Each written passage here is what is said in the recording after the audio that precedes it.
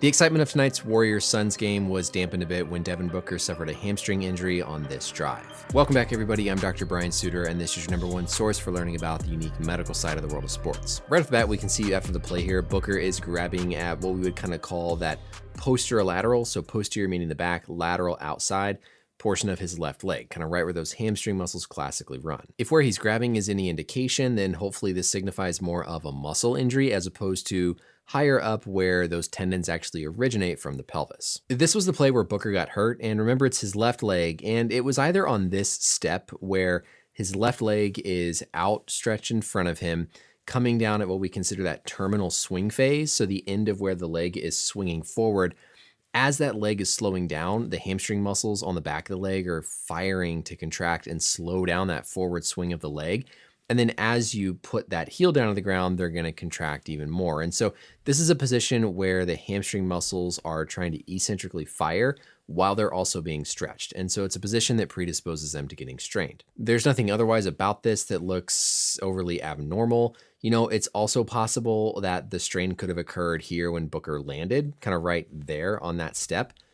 It's the same sort of situation. That leg is in the terminal swing phase where it's extended out in front of him, stretching that hamstring muscle, and then the hamstring tries to contract when it's stretched, making it predisposed to that tear occurring. Sometimes hamstring and groin injuries, so the muscles on the inner portion of the thigh, the adductors, can kind of go hand in hand in terms of similar mechanisms, especially in like sprinting athletes. On this more front-on view with Booker, there doesn't look like anything abnormal occurring with the adductors.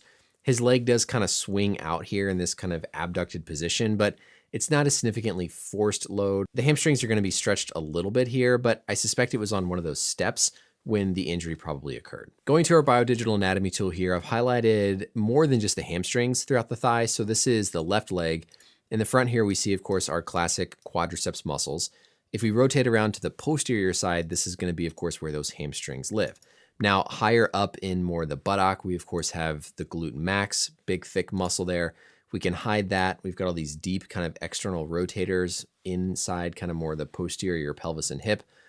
But then as we get down more into the true kind of posterior thighs where those hamstring muscles hang out. If we go all the way up to the origin of the hamstring muscles, it's off of a bone called the ischium, specifically here this ischial tuberosity. It's the hard sit bone that you can feel back deeper in the buttock. Now there's two major tendons. The semimembranosus is kind of this isolated tendon that comes off, extends down to the inner portion of the knee.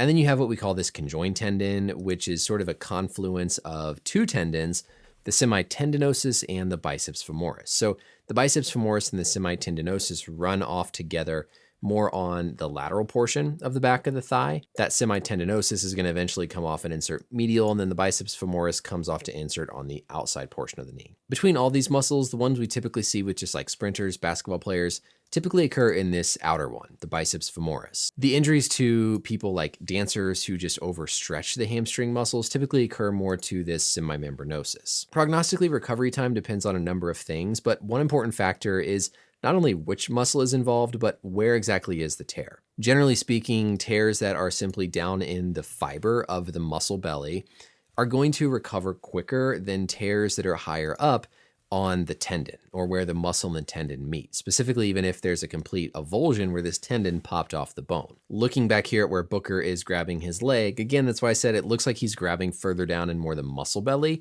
So hopefully this is a good prognostic indicator that the strain he's dealing with is just in the muscle. Recovery time for hamstrings is really varied between just a matter of like a few weeks or so to sometimes multiple months, depending on just how severe, especially if it involves the tendon of the muscle. Initially, they're going to work on trying to minimize the swelling to minimize how much hematoma or blood formation forms at the site of that tear. Then ultimately, the muscle is going to develop some scar tissue and eventually kind of transform into as healthy as possible regular muscle. But with these, it's not so much the initial injury that we worry about as it is just the risk of recurrence during the rest of this season. We've seen people like James Harden really suffer with recurrent hamstring injuries. And so as minuscule and sort of mild as it can look initially, really because of the high rate of recurrence, there's more of kind of a long-term risk throughout the rest of the season. Hopefully Booker's is super mild and he was removed out of more of a precaution just from feeling maybe some subtle tightness in the hamstring as opposed to a big full-blown tear of the muscle or the tendon. That's it for the video. I hope this little anatomy and sort of functional lesson was educational for you all. Let me know as always any questions or comments down below, and until next time, we'll see you later.